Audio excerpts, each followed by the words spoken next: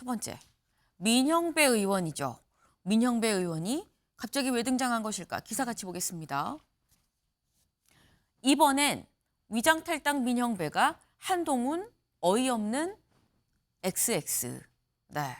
민형배 의원이 이런 얘기를 했다라는 거죠. 한동훈 어이없는 XX다라는 얘기. 왜 했는지. 이 SNS에 올린 글을 좀 같이 보겠습니다. 네. 어이없는 XX네. 정치를 누가 후지게 만들었느냐. 단언컨대 정치를 후지게 한 건 한동훈 같은 XX들이다. 라고 얘기를 했습니다. 자기 본분이 뭔지 알면서도 무시하고 정치에 끼어들어서 물을 흐리고 판을 어지럽혔다라고 지금 얘기를 했죠. 네. 이 얘기를 갑자기 왜 한 것이냐. 갑자기. 어제 저희 혹시 기억하시는지 모르겠습니다. 송영길 전 대표가 한동훈 법무부 장관과 검찰에 대해서 굉장히 심한 막말을 했죠. 네. 이제 저희가 방송에서 삐 소리가 날 만큼 그런 얘기를 했습니다. 이런 건방진 X가 어딨냐. 물병 있으면 던지고 싶다라는 얘기를 했고 여기에 대해서 한동훈 법무부 장관이 받아치기를 수십 년간 한국 정치를 후지게 만들었다라고 받아쳤는데 여기에 이번엔 민형배 의원이 가세를 했습니다. 이동석 위원님. 네. 민형배 의원이 어떻게 보면 참전을 했어요. 네. 어떻게 보십니까? 뭐 본인의 이름값을 좀 알리기 위한 행보가 아닌가. 아, 네, 그런 행보로밖에 비춰지지 않는데요. 네. 뭐 지금 뭐 송영길 전 대표가 지금 유시민 전 장관이 전 한 얘기를 기억을 해봤어요. 나이가 60이 넘으면 뇌가 어떻게 된다. 이 유시민 전 장관의 막말. 송영길 전 대표가 올해 60이더라고요. 네. 이런 것을 예언한 거 아닌가 저는 그런 말씀을 드리고요. 네. 지금 저렇게 민영배 의원까지 나서서 저럴 말을 할 정도로 이 사안이 그렇게 급박한 것인가 그런 말씀을 드립니다. 일단 한동훈 전 장관은 지금 한동훈 장관은 지금 여권 내에서는 대선 주자급 아니겠습니까? 네. 죄송합니다. 그렇다 보니까 지금 민영배 의원은 참전함으로써 본인의 이름값을 훨씬 더 높이려는 지금 여기 방송에서도 이렇게 얘기를 하고 있다 보니까 네. 본인의 이름값을 알리는 그리고 내년 공천에도 본인의 업적을 알릴 수 있는 그런 걸로 이어지지 않을까. 그런 의미에서 이런 발언을 계속하는 걸로 저는 보여집니다. 여러 포석이 있다. 공천을 앞두고 좀 이름도 알리고, 네. 공천에 좀 영향을, 좀 좋은 영향을 좀 받으려는 뜻도 있지 않겠냐라고 했는데 사실 민영배 의원과 한동훈 장관의 사이가 썩 좋지 않습니다. 저희가 그 모습들 좀 모아봤는데요. 같이 보고 오실까요? 검찰청에 몰려가서 들어눕고 영치금 보내기 운동하고 성명서 내고 가족 접촉하고 면회에서 진술 번복하라고 압박하고 하는 행태를 보이고 있는데요. 이건 권력을 악용한 최악의 사법 방해이자 스토킹에 가까운 행태라고 생각합니다. 법무장관 맞아요? 법무장관 입에서 진짜 나온 말이에요? 영치금 보낸 게 영치금 보낸 기가 수사 막히네. 방해가 정신 나갔네. 장관님, 예? 제 질문에 답을 해주시라고요. 제가 그러고 있습니다. 제가 질문하지 않은 것만 계속 답하잖아요. 위원님이 원하는 답만 드릴 수는 없죠. 어디서 그런 태도를 계속해요. 제가 처음에 이렇게 하지 어디서 그런 말자고. 태도라니요. 저는 처음에는 좀 똘망똘망하고 젊고 그래서 나름대로 뭔가 좀 하지 않을까 싶었는데 요즘 보니까 제 표현을 하자면 맛이 좀 갔어요. 제가 훨씬 더 거친 표현을 쓰고 싶은데 참는 거예요. 아, 그렇습니까? 네. 민영배 의원 사실 이전에도 한동훈 장관에 대해서는 굉장히 날이 선 발언들을 해오긴 했었습니다. 근데 윤영걸 대표님, 사실 송영길 전 대표의 굉장히 그 센 거친 발언들에 대해서 민주당 안에서도 너무 세게 얘기한 거 아니야라는 얘기가 있었는데 그런 분위기를 알면서도 민영배 의원이 좀 추가로 또 얘기를 한 거거든요.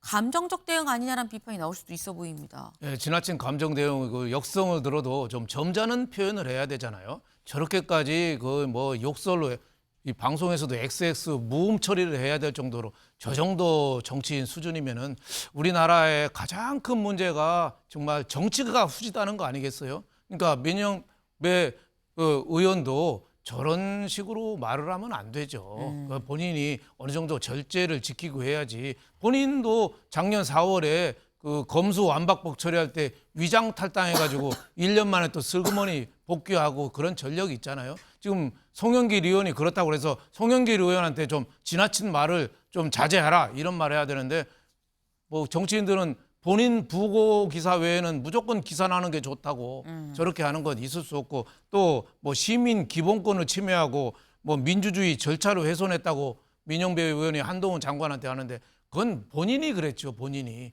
위장 탈당하고 본인이 그래 못 지킨 거죠. 그래서 지금 우리나라가 제일 진짜 시급한 게 저 사건을 보면은 저 민주화 운동이라는데 사실 민주화 운동도 아니거든요. 네. 종북 운동에다가 뭐 사회주의 운동이거든요. 그걸 참칭해가지고 여태까지 한 30년간 누려온 사람들 이제는 물갈이 세대 교체가 돼야 되고 다음 총선에는 정말 참신한 정치인들이 한 우리 저 여기 계신 신정현 의원이나 이동석 의원 같이 이렇게 네. 젊으신 분들이 국회의원 한 절반을 좀 차지해서 완전 좀 갈아야겠다. 그렇지 않으면은 우리나라에 희망이 없다. 저는 이렇게 생각했습니다. 네. 네. 아, 참. 근데 제가 지금 또 말씀 기회를 드리다 보니까 보수 분들만 말씀 기회를 드렸어요. 신정현 의원님 말씀해 네, 주시죠. 일정 부분 저는 이 단어를 항상 정치하면서 마음에 새깁니다. 감정이 태도가 되지 말아야 한다. 이건데요. 감정이 과잉되었다고 해서 그것이 결코 국민들에게 전달력 있게 전달되지 않습니다.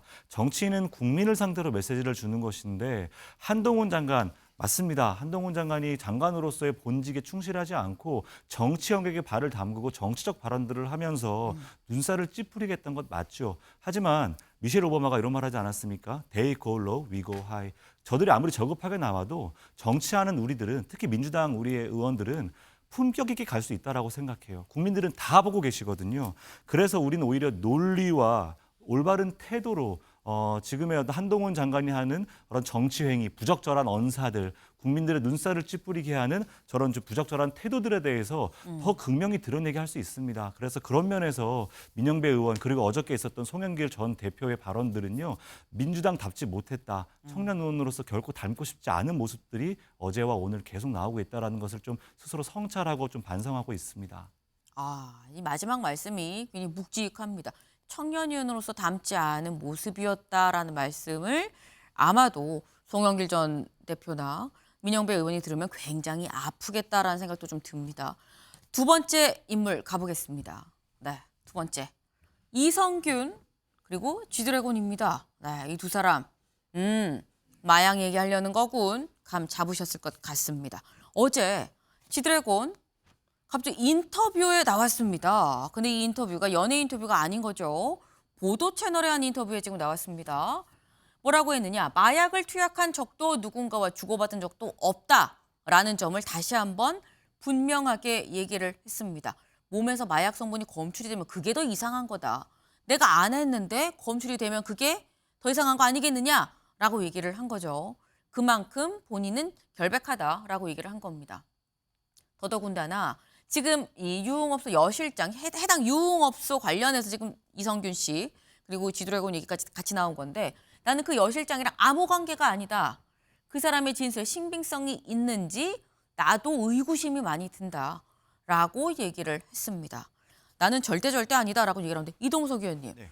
사실 G드래곤이 이렇게 보도 채널, 뉴스 채널이랑 인터뷰를 한다는 게 너무 뜻밖이긴 했거든요. 어떻게 보십니까?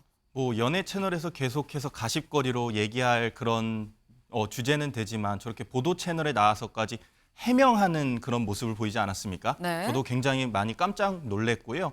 지금 그 지지자분들, 네. 그러니까 권지용 씨 지지자분들은 네. 팬분들은 굉장히 많이 이거는 억울한 사건이다 이렇게 반응들을 보이시더라고요. 네. 그리고 뭐 저런 그 유흥업소 실장님과의 관계에 있어서도 정말 보도 채널에 나가서까지 저렇게 해명할 정도면 아니지 않냐. 네. 이런 반응이 굉장히 많았습니다. 하지만 아직 수사는 계속해서 진행이 되고 있거든요. 네. 그렇기 때문에 이 사안에 대해서는 좀 더 지켜볼 필요가 있다라는 말씀을 드리고요.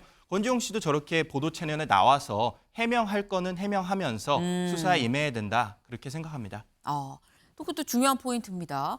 본인이 해명할 부분도 명확하게 또 해명을 할 필요가 있다. 다들 입니까 아닙니까 그러는데 끝까지 입 꾹 다물고 침묵으로 일관하는 것도 사실 이 그동안 팬들의 사랑을 받아온 사람으로서는 도리가 아니다. 있다라는 점도 또 분명합니다. 근데 직접 나와서 해명을 했습니다. 근데 지금 나는 거듭 아니다라고 얘기를 하는 게 일단 간이 검사에서 음성이 나왔습니다. 그리고 현재 지금 이 정밀 분석 검사에 지금 들어가 있는 중인데 아직 그 결과는 나오지 않았죠. 그래서 지금 거듭 아니라고 하는데 그럼 경찰이 왜 불렀느냐? 경찰이 부른 이유도 있겠죠. 경찰이 부른 이유. 이 해당 유흥업소 여실장의 얘기를 듣고 지금 불렀다라는 건데요. 뭐라고 했느냐? 지난해 12월 초 지드래곤이 업소 화장실을 다녀온 다음에 화장실에서 수상한 포장지를 발견을 했다. 그 직후에 지드래곤의 행동이 좀 이상했다라고 얘기를 한 겁니다. 네. 행동이 좀 이상했다라고 얘기한 거죠. 뭔가 수상한 포장지가 있고 그 다음 행동이 이상했으니까 이거 마약한 거 아니야? 라는 얘기를 경찰이 듣고 지드래곤을 불렀다는 겁니다. 사실 뭐 일각에서 이 지드래곤이 아무래도 너무 주목받는 인물이다 보니까 어딜 가든 다 이 주목을 받죠. 관련한 영상들이 올라온 것 중에서 좀 이상한데? 라고 하는 영상도 사실 있었습니다. 그 모습을 좀 같이 보면서 좀 얘기를 해볼까요? 네, 바로 저 모습입니다. 지금 막 기지개를 켜는 건가 싶기도 하고요. 어디가 불편한가 싶기도 한데 지금 초록색 옷은 이 일이 있기 한참 전에 예전에 지금 공항에서 뭐 비행기를 타고 내릴 때 그때 모습입니다. 그리고 다른 한쪽은 이제 조사를 받으러 갈 때의 모습인 거죠. 스트레칭을 굉장히 많이 합니다. 어깨도 펴고요. 팔도 털고요. 좀 굉장히 몸이 좀 불편해 보이는 그러다 보니까 이게 저렇게까지 하는 거 이거는 뭔가 마약한 거 아니야 라는 얘기가 이번에 경찰 소환, 마약 혐의로 경찰이 이제 소환을 하면서 나왔던 겁니다. 여기에 대해서는 또 어제 인터뷰에서 이렇게 해명을 했어요. 과도한 몸 동작을 보고 마약 투약을 의심한 사람이 있다. 그랬더니 아무래도 춤을 내가 오래 춰서 일반적인 분들보다 좀 몸이 많이 유연한 편이다. 그래서 이게 유연하게 춤을 많이 춰서 몸이 좀 뻐근한다고 봐야 되는 건지 일단 내가 뭐 마약을 한 문제는 아니다라고 지금 얘기를 했습니다. 근데 일단 다 아니다라고 얘기를 한 상황이에요. 그럼 이 얘기를 들어보면 또 그래 또 춤을 많이 춰서 좀 몸이 뻐근한가 싶기도 하고요. 근데 이런 와중에 이 지드래곤의 얘기가 좀 더 정말 아닌 건가라는 생각이 드는 이유가 이성균 씨, 사실 처음에 이 마약 수사는 이성균 씨가 처음에 지금 등장을 했었죠. 이성균 씨가 정밀 검사에서도 음성이 나온 겁니다.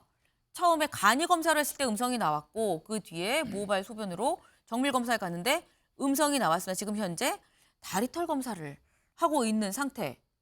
이성균 씨도 음성이다.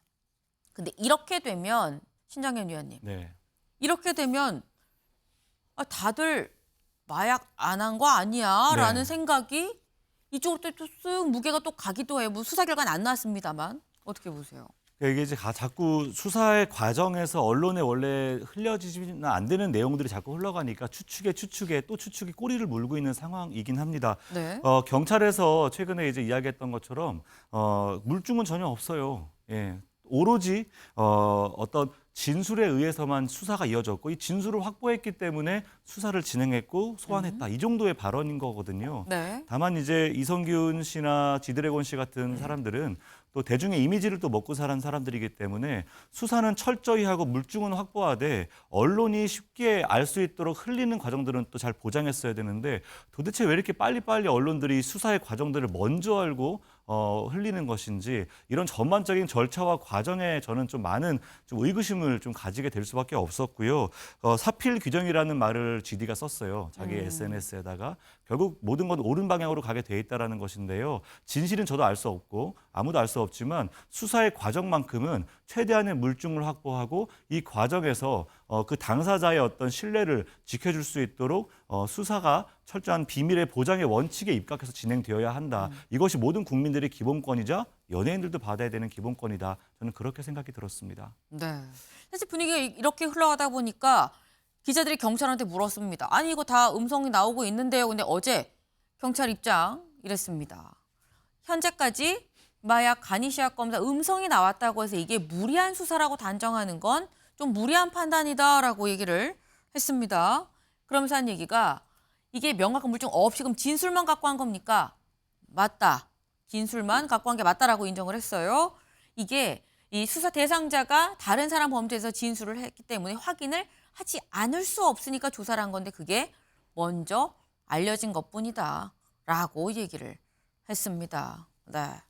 일단 먼저 알려지게 된 경위는 어떻게 될지 모르겠지만 일단 이 부분에 대해서는 좀 얘기가 나올 수밖에 없을 것 같습니다. 윤영걸 대표님.